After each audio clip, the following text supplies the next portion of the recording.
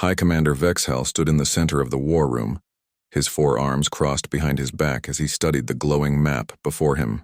The holographic display showed 17 star systems, all marked with the crimson symbol of the Zephyrian Empire. Each one represented a conquered world, a species that had fallen before their might. But today his attention focused on a small blue dot at the edge of the map. Earth, they called it. A tiny planet in an unremarkable system that would soon join the others under Zephyrian rule. "Report," Vexhal commanded, his voice echoing through the chamber. War Master Crixnon stepped forward, his black exoskeleton gleaming under the lights. Like all Zephyrians, he stood 8 feet tall with 4 powerful arms, each one capable of wielding their plasma weapons with deadly skill. His scarred carapace told the story of a dozen successful conquests. The target world shows all signs of weakness. "High Commander," Crixnon began, activating detailed scans of Earth. "The inhabitants call themselves humans. They are soft creatures with only 2 arms and no natural armor. Their weapons are primitive. They still use metal projectiles instead of energy beams." Other officers gathered around the display, their mandibles clicking with amusement. The humans looked pathetic compared to any warrior race they had faced. No claws, no fangs, no protective shells. Just pink, vulnerable flesh. "Their governments fight constantly among themselves," another officer added. "Our intelligence shows they have been at war with their own kind for their entire recorded history. They cannot even unite against threats from their own world." Vexhal studied the data streams flowing across the display. Human cities burned in conflicts between different nations. Their armies used crude vehicles and simple firearms. Most telling of all, they seemed incapable of working together for more than brief periods. "Perfect," Vexhal said, his voice carrying satisfaction. "A divided enemy is a defeated enemy. How long do our strategists estimate for complete conquest?" 3 rotations, High Commander," Crixnon replied confidently. "Perhaps fewer if they surrender quickly once they see our superior force." The assembled officers clicked their approval. 3 days to conquer an entire world was generous considering their track record. The crystalline beings of Zerion had lasted only 6 hours. The machine builders of Torex had managed 2 days before their circuits were melted by Zephyrian plasma fire. "What of their military capabilities?" Vexhal asked, though he expected little threat. "Laughable," came the response from intelligence officer Zixta. "Their most advanced weapons require chemical explosions to function. They have no energy shields, no plasma cannons, no particle beams. Many of their soldiers carry only single-shot rifles that must be manually reloaded. And their space forces? Primitive rockets that barely reach their own moon. They have no warships, no orbital defenses, no faster-than-light travel. They are trapped on their single world like insects in a jar." Vexhal's mandibles spread in what passed for a Zephyrian smile. Every species thought they were warriors until they met true warriors. The humans would learn this lesson soon enough. "Very well," he declared, turning to address the full War Council. "I am assigning this conquest to the Crimson Talon Battalion. War Master Crixnon will lead 50,000 of our finest soldiers to claim this world for the Empire." A murmur of surprise rippled through the chamber. 50,000 troops was an enormous force for such a weak target. Most worlds fell to a few hundred Zephyrian warriors. "High Commander," one officer ventured, "perhaps such numbers are unnecessary? The humans appear to pose no real threat." Vexhal's eyes glowed with cold fire. "I have ruled this empire for 3 centuries by never underestimating an enemy, no matter how weak they appear. We will overwhelm them so completely that surrender becomes their only option." But even as he spoke, Vexhal felt confident the massive force would barely be needed. The humans would see their ships blotting out the sky and surrender immediately. It would be over before the first shot was fired. "Besides," he added, "this will serve as excellent training for our newer recruits. Let them see how a proper conquest is conducted." The war room filled with the clicking sounds of Zephyrian laughter. Training exercises against such primitive opponents would indeed be valuable for building confidence in younger warriors. War Master Crixnon stepped forward. "High Commander, I request permission to study these humans more closely." "Know your enemy, as the old saying goes." "Granted. What have you learned so far?" Crixnon activated additional displays showing human military formations. "They are strange creatures, High Commander. They seem to enjoy fighting each other, even when it brings them no benefit. They have something they call sports, where they compete violently for no territory or resources. Curious. Perhaps they are more aggressive than they appear." Perhaps, but their aggression is wasted on internal conflicts. They fight with passion but no discipline. No central command structure.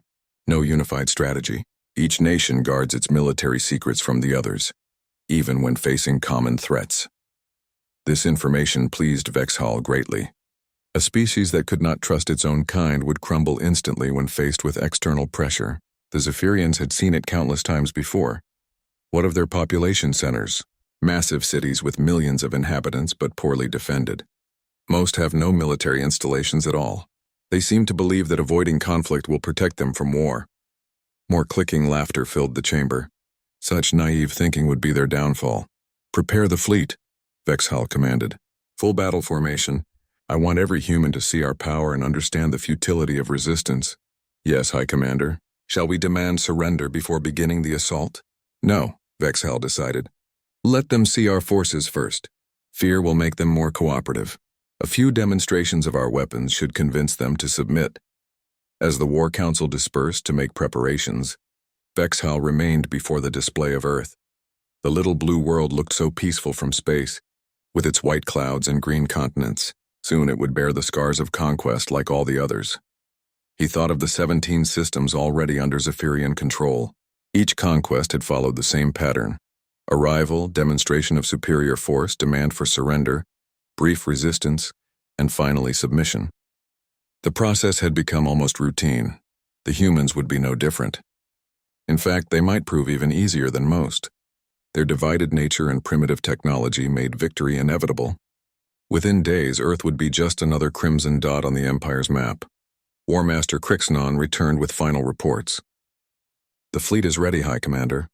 The Crimson Talon Battalion awaits your orders. Excellent. Begin the journey to Earth immediately. I want this conquest completed quickly so we can move on to more challenging targets. It will be done, High Commander. The humans will not know what struck them. As the massive Zephyrian fleet prepared to depart, none of them suspected they were about to encounter something unique in the galaxy. They had studied human weaknesses carefully, but they had failed to understand humanity's greatest strength. The humans were about to receive their first lesson in galactic warfare. But they were very quick learners, and they had been practicing the art of war on each other for thousands of years. The Zephyrians were about to discover that experience matters more than technology, and that the most dangerous opponent is one with nothing left to lose and everything to learn. The Zephyrian fleet dropped out of faster-than-light travel at the edge of Earth's solar system. 200 massive warships appeared in perfect formation, their dark hulls bristling with weapons that could crack planets. War Master Crixnon stood on the bridge of his flagship, watching the small blue world grow larger on the view screen. Send the standard conquest message, he ordered. Demand immediate surrender of all military forces and governmental structures. But as the communications officer worked, something unexpected happened. Instead of the usual panicked responses from a dozen different governments, Earth replied with a single unified voice. This is Admiral Sarah Chen, representing the United Earth Defense Force. Your message has been received and rejected. Withdraw from our system immediately or face the consequences. Crixnon's mandibles clicked with amusement. United Earth Defense Force? Our intelligence showed no such organization existed yesterday. Confirmed, War Master. Human governments were completely separate until our arrival. They appear to have formed some kind of alliance in the past few hours. Impossible. No species unites that quickly. They must be bluffing. Crixnon studied the tactical displays. Show me their military response. What appeared on the screens made several officers pause. Across Earth's surface, military units from different nations were moving with coordinated precision. American forces were integrating with Russian units. Chinese aircraft were flying alongside European fighters. Ancient enemies were sharing intelligence and resources as if they had trained together for years. How are they doing this? Asked the tactical officer. 24 hours ago, these nations were pointing weapons at each other. It does not matter, Crixnon declared, though he felt a flicker of unease. Unity means nothing without strength. Begin the landing operation. Target their military installations first. The first wave of Zephyrian dropships descended toward Earth like falling stars. Each one carried 100 elite warriors armed with plasma rifles and energy shields. Against human projectile weapons, they should be nearly invincible. Crixnon selected what intelligence had identified as a soft target, Fort Bragg, a human military base in North Carolina. The base housed only a few thousand primitive soldiers with conventional weapons. It would serve as a perfect demonstration of Zephyrian superiority. The dropships landed in perfect formation around the base. Plasma cannon fire lit up the dawn sky as the Zephyrians announced their arrival. Crixnon led his personal guard out of the largest transport, expecting to find human soldiers cowering in their primitive bunkers. Instead, he walked into carefully prepared hell. The humans had turned their entire base into a massive trap. Hidden positions opened fire from unexpected angles. Weapons that should not have been able to penetrate Zephyrian armor somehow found weak points and exploited them. Worse still, the humans seemed to know exactly where the Zephyrians would land and how they would deploy. How did they predict our formation? Crixnon demanded as his warriors took cover behind their damaged ships. The answer came in the form of captured radio transmissions his communications officer intercepted. Human voices were discussing Zephyrian tactics in detail, predicting their next moves with disturbing accuracy. They studied our approach vector and analyzed our ship formations, one human commander was saying. Classic military doctrine suggests they will try to establish a perimeter here and here. Move the anti-armor teams into position. Impossible, Crixnon muttered. How can they understand our tactics after seeing them for only minutes? But the evidence was undeniable. The humans were adapting to Zephyrian warfare in real time. They identified patterns, exploited weaknesses, and developed countermeasures faster than any species Crixnon had ever faced. When his warriors advanced, the humans fell back to prepared positions. When the Zephyrians tried to outflank them, the humans had already repositioned. Every move was anticipated, every strategy countered before it could succeed. Most disturbing of all, the humans did not fight like a desperate species facing extinction. They fought like students taking notes during a particularly interesting lecture. "War Master," his communications officer called out. "I am receiving similar reports from all landing sites. The humans are not retreating. They are learning." Reports flooded in from across the planet. Zephyrian forces that should have overwhelmed human defenders in minutes were instead finding themselves locked in complex tactical battles. The humans were treating each engagement like a puzzle to be solved, rather than a fight to be won. In Russia, Zephyrian plasma rifles were captured within hours of landing. By the end of the first day, human engineers were already taking them apart to understand how they worked. In China, an entire Zephyrian squad simply vanished, leaving behind only their equipment arranged in neat piles. "They are not fighting to defeat us," reported Captain Vorth from the European theater. "They are fighting to understand us. They seem more interested in our weapons and tactics than in winning battles." Crixnon tried to process this information. In 1,000 years of Zephyrian conquest, no species had ever reacted this way. Most civilizations fought desperately to protect their homes. These humans seemed to view the invasion as an educational opportunity. The most chilling report came from Australia, where Major Crix had attempted to interrogate captured humans. Instead of begging for mercy or demanding their rights, the prisoners had spent hours asking detailed questions about Zephyrian culture, military structure, and technology. They wanted to know how our plasma rifles worked, Crix reported. They asked about our supply chains, our command structure, even our breeding cycles. When I demanded information about human defenses, they offered to trade tactical knowledge. Trade knowledge? With their conquerors? Yes, War Master. They seemed genuinely excited about the learning opportunity.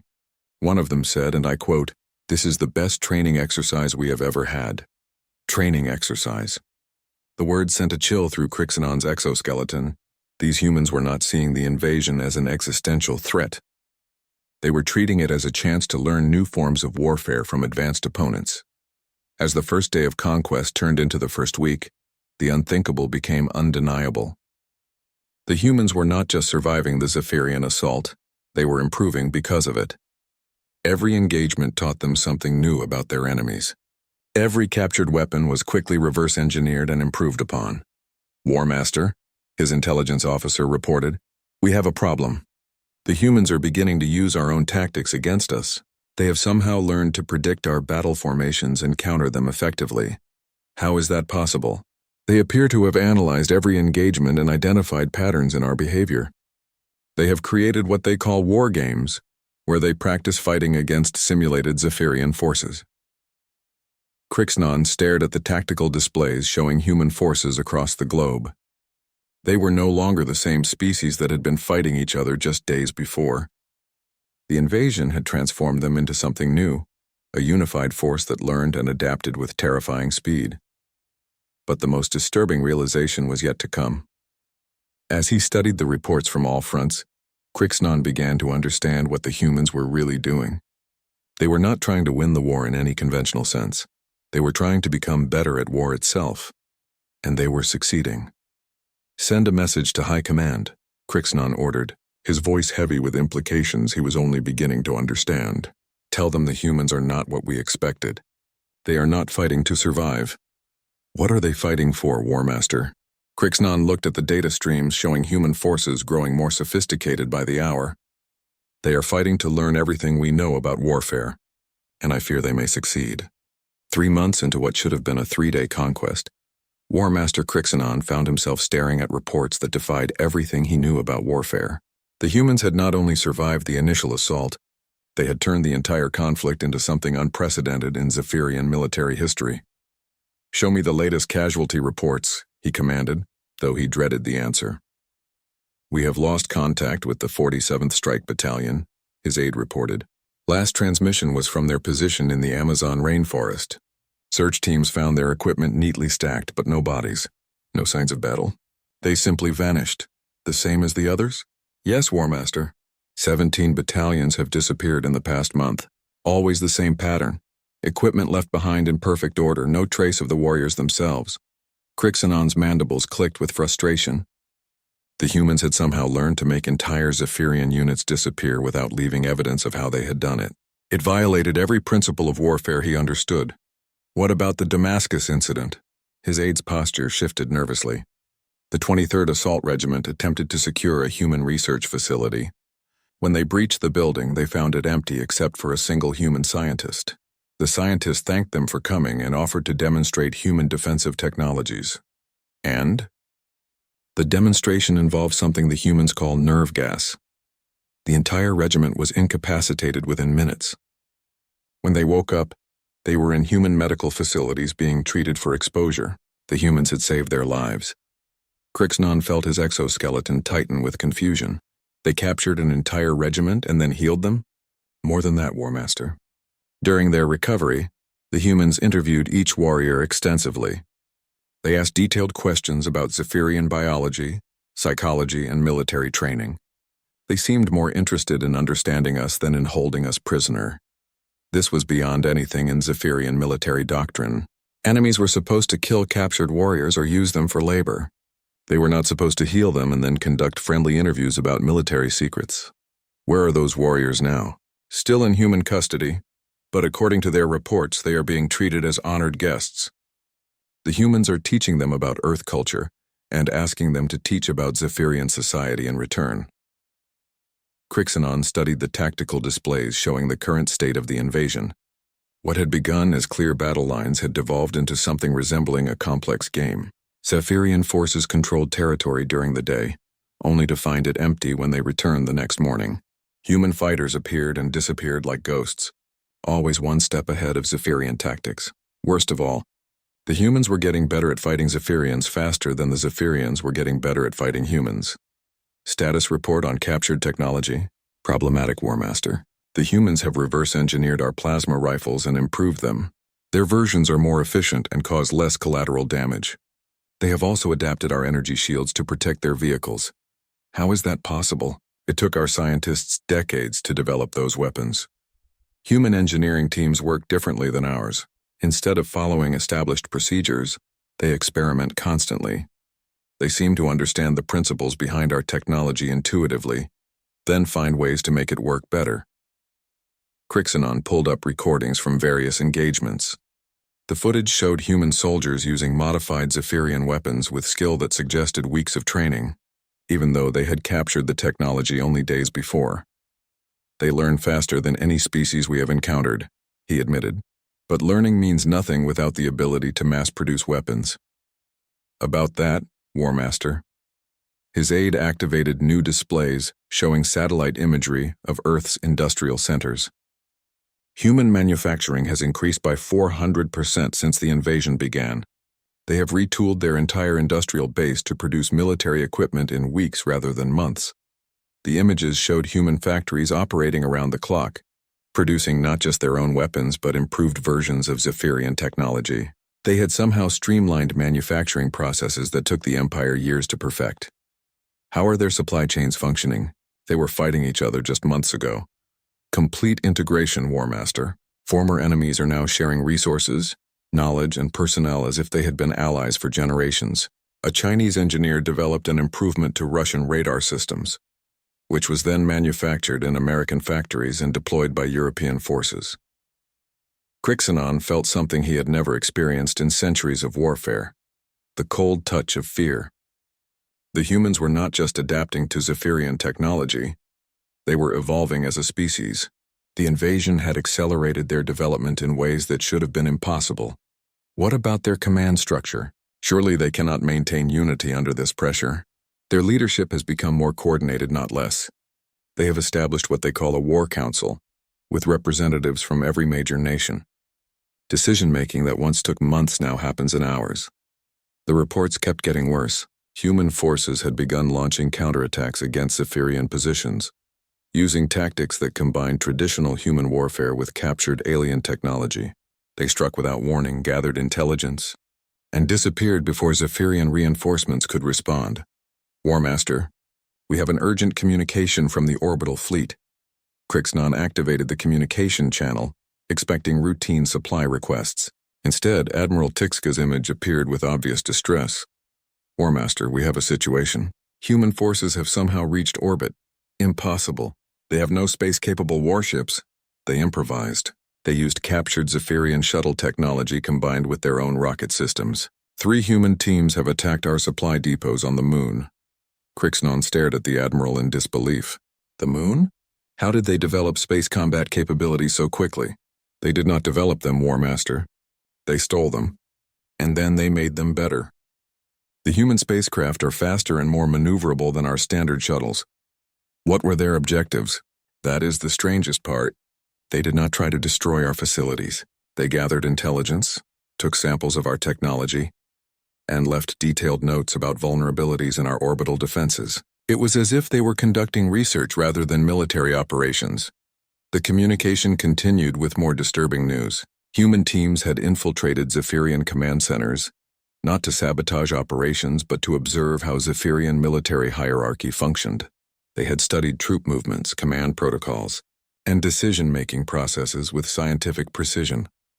War Master, Admiral Tixka concluded, I do not believe these humans are trying to defeat us in any conventional sense.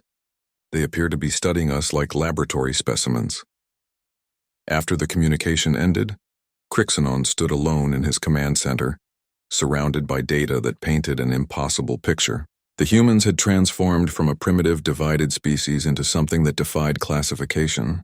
They were warriors, scientists, engineers, and strategists all at once. But the most chilling realization was still to come. As he reviewed the patterns of human behavior over the past 3 months, Crixanon began to understand what they were really doing. The humans were not trying to win the war. They were trying to become the best warriors in the galaxy, and they were using the Zephyrian invasion as their training ground. Every engagement was a lesson. Every captured weapon was a study guide. Every prisoner exchange was an interview session. The humans had turned the conquest attempt into the most comprehensive military education program in galactic history, and they were very good students. Open a channel to High Command, Crixanon ordered, his voice heavy with implications that would shake the foundation of the Zephyrian Empire. Tell them we need to discuss withdrawal options. War Master, the humans are not our enemies anymore. They are our replacements. High Commander Vexhall stared at the emergency reports flooding his command center on Zephyros Prime. 6 months had passed since the Crimson Talon battalion had departed for what should have been a routine conquest of Earth.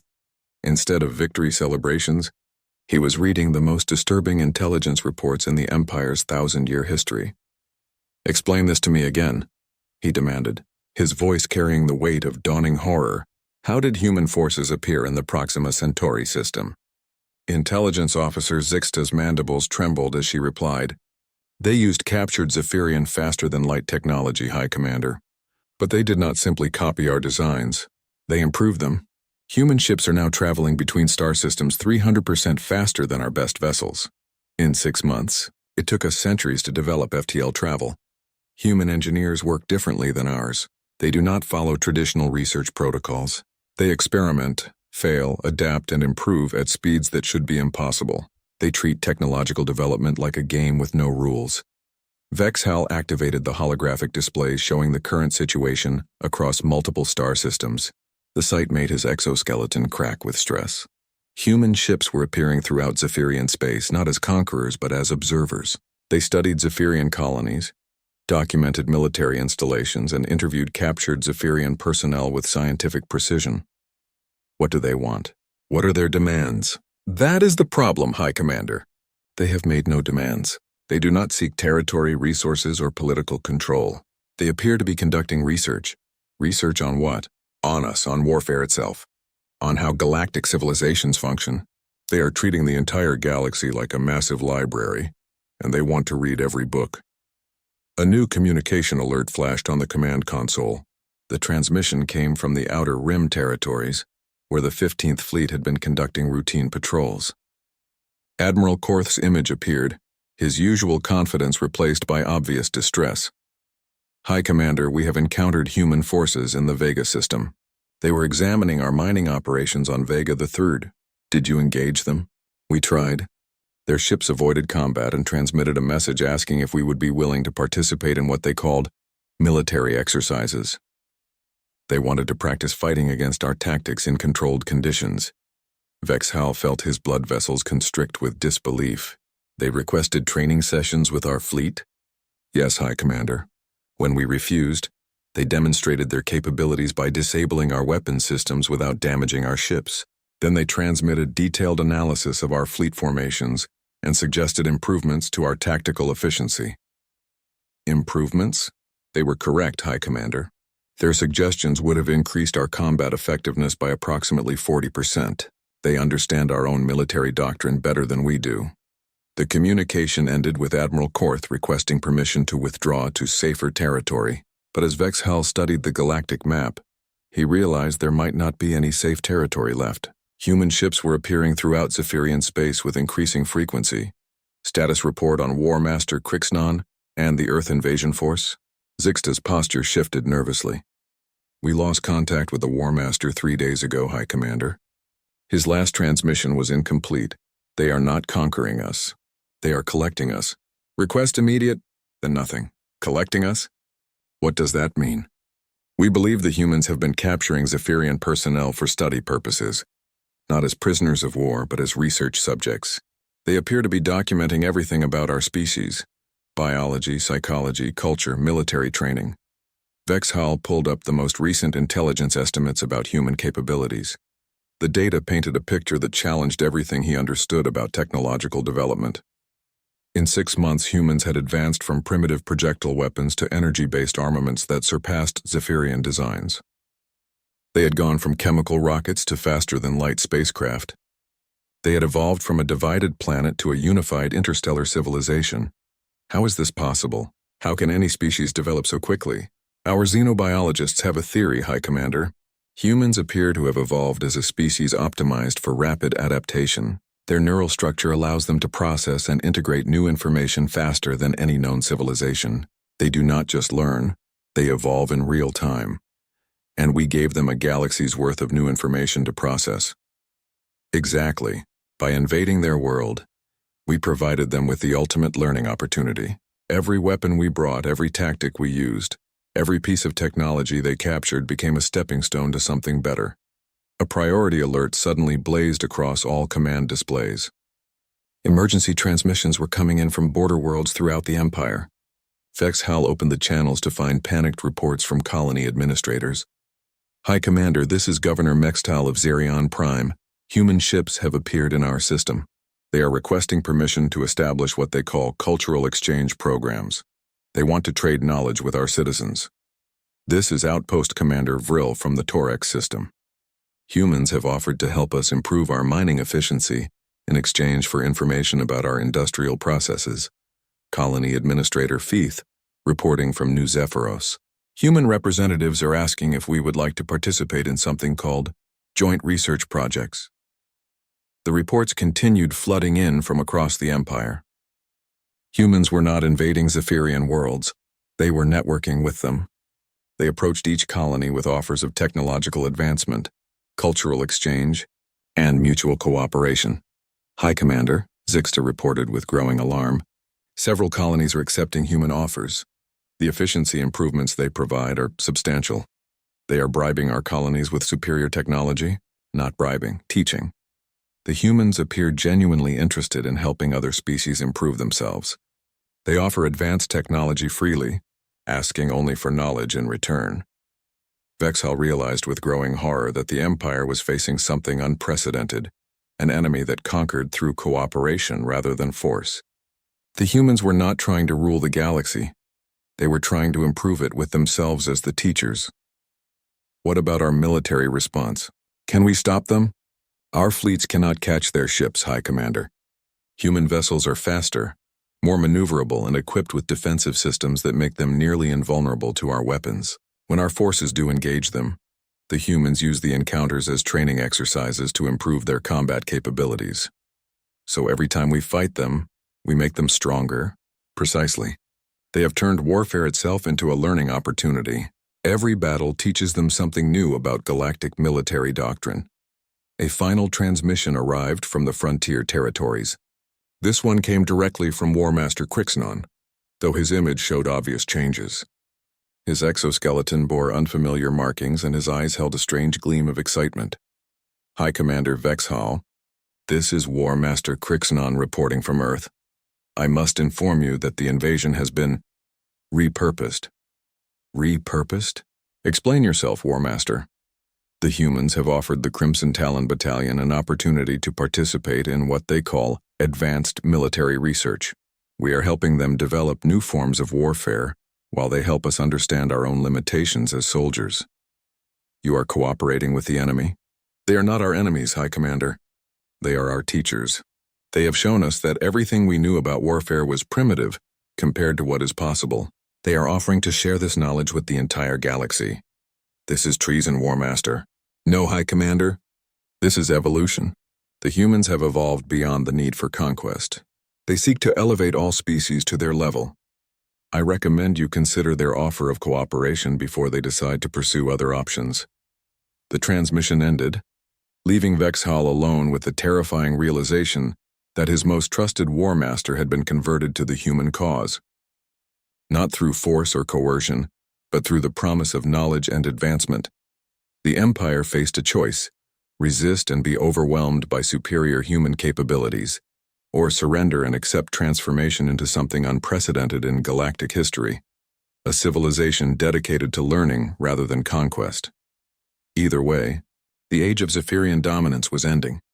The humans had won without firing a shot, by making victory irrelevant compared to the promise of unlimited growth and knowledge. The hunters had become the hunted, and they were about to become willing prey. 5 years had passed since the failed invasion of Earth, and the galaxy had become something unrecognizable to those who remembered the old order. High Commander Vexhal, now bearing the title of cultural liaison rather than military leader, stood in what had once been the Zephyrian War Room. The displays that had once shown conquest maps now showed collaborative research networks spanning dozens of star systems. Daily report, he requested, though the routine had changed dramatically from his days as a conqueror. The human-led research initiative on Proxima Centauri has achieved another breakthrough, reported his aide, who was no longer a military officer, but a science coordinator. They have developed a new form of energy generation that increases efficiency by 500% over previous methods. And they are sharing this freely? As always, the humans have made all technological advances available to every member species of what they call the Galactic Cooperative. No patents, no restrictions, no payment required. Vexhal studied the current map of human influence, which now stretched across half the known galaxy.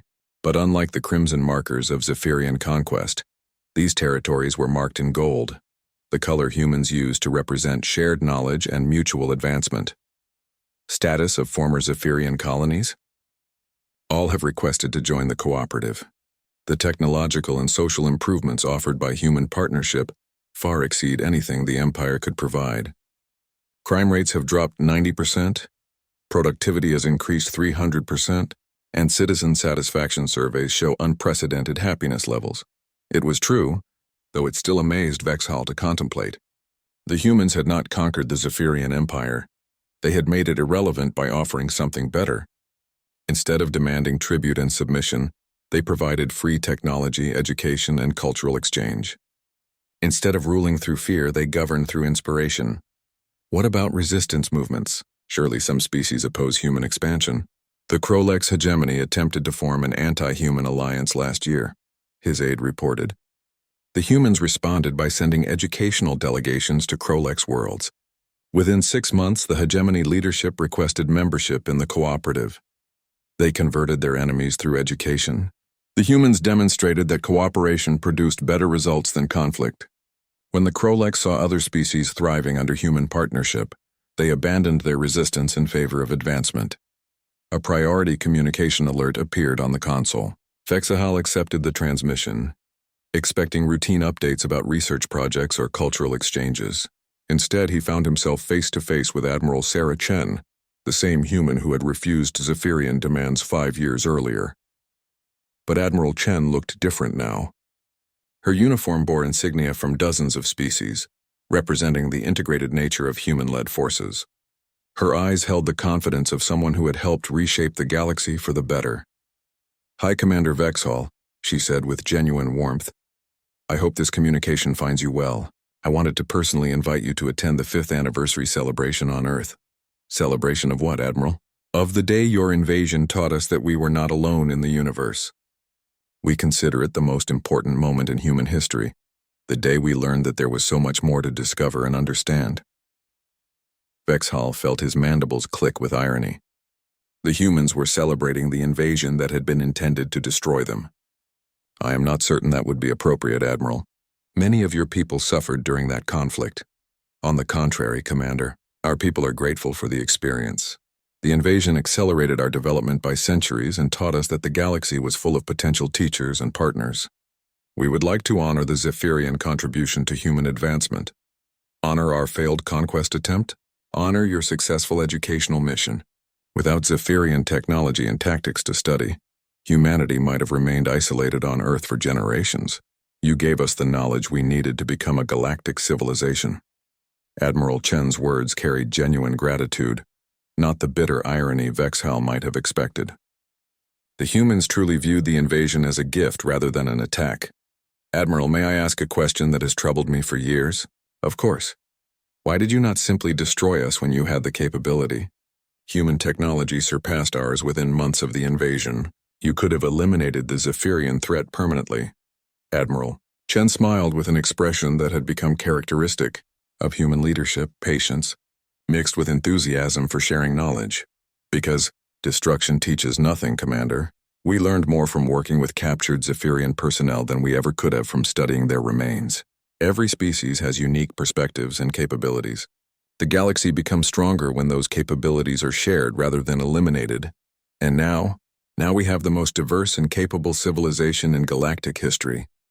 Zephyrian military expertise combined with Torex engineering, Zerion artistic vision, and human adaptability has created something greater than the sum of its parts."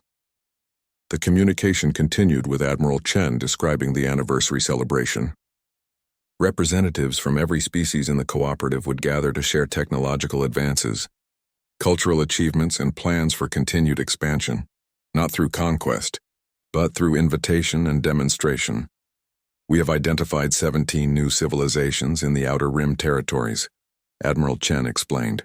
"Our exploration teams are preparing first contact protocols based on what we learned from Zephyrian military doctrine. Your people's expertise in planning and logistics has been invaluable." After the communication ended, Vexhall found himself contemplating the transformation that had occurred. The humans had not defeated the Zephyrian Empire. They had absorbed it, improved it, and transformed it into something unprecedented. Former enemies had become partners in the greatest collaborative effort in galactic history. "Commander," his aide reported, We have received requests from 12 more species asking for information about joining the cooperative. What are they offering in exchange? The Vetarian Republic wants to share their advances in medical technology. The Nexus Federation is offering their expertise in interstellar navigation. The Crystal Collective has developed new forms of energy storage. And what do the humans want in return? Nothing, Commander. They want to learn from these species and help them advance just as they did with us. Vexhall studied the galactic map one final time, trying to understand the scope of what had occurred. In 5 years, humans had transformed from a primitive, isolated species to the center of a galactic civilization that spanned hundreds of worlds and dozens of species. They had accomplished this not through superior firepower, but through superior vision. The humans had seen the galaxy not as territory to be conquered, but as a university where every species could be both teacher and student. They had turned competition into collaboration, conquest into cooperation, and warfare into shared advancement. Prepare a response to Admiral Chen, Vexhall decided. Inform her that I would be honored to attend the anniversary celebration. What message should I include, Commander? Tell her that the former High Commander of the Zephyrian Empire thanks humanity for showing us what we could become when we stopped trying to conquer others and started trying to learn from them. As Vexhall prepared for the journey to Earth, he reflected on the lesson that had cost his people an empire, but given them something far more valuable. A place in a civilization dedicated to unlimited growth and discovery. The humans had won the greatest victory in galactic history. They had convinced their enemies to become their friends. And in doing so, they had created something that no conqueror could ever achieve. A truly united galaxy where every species contributed to the advancement of all. The age of conquest was over. The age of cooperation had begun, and at its center stood a small blue planet whose inhabitants had learned that the greatest victory was not defeating your enemies, but helping them become better than they ever imagined possible. The humans had sent their teachers to the stars, and the galaxy would never be the same. Class was always in session and everyone was invited to learn.